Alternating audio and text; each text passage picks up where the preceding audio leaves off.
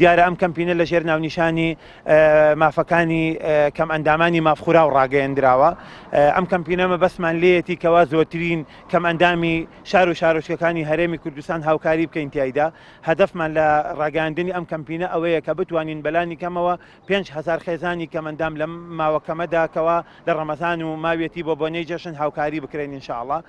و ئەوەش ئەمێنێتەوە سەر ئەوەی کەوا خەڵکی دەوڵەمەند و خواپێداوی ئەم شارە ئەو کەسانی کە خاوەنکار و خێرخوازن هاوکاریمان بکەن لەوەی کێمە بتوانین بەڕاستی بەو شێوەیە کە پێویستە ئەو هەدەف و ئامانجێکەوە هەمانە بیهێنێنێتی بۆ ڕاگەیاندن و کە ئەم کەمپینەمان تیادا ڕاگەیاندووە. و هەدەفیشمان لەم کەمپینە ئەوەیەکەوە بتوانین خزمەتێکی بچووکی کەمەنداوام بکەین و بەرەو جەژنی ڕەمەزانی پیرۆز دەڕۆینەوە تا بتوانین ئەرکی سەشانیان کەمێک سوب بکەین.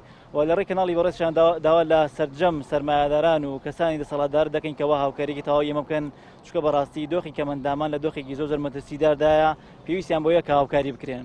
سەرەتا لە شاری شەمشەماڵ دەست پێ دەکەین، دواتر شارەکانی دەوروبەر.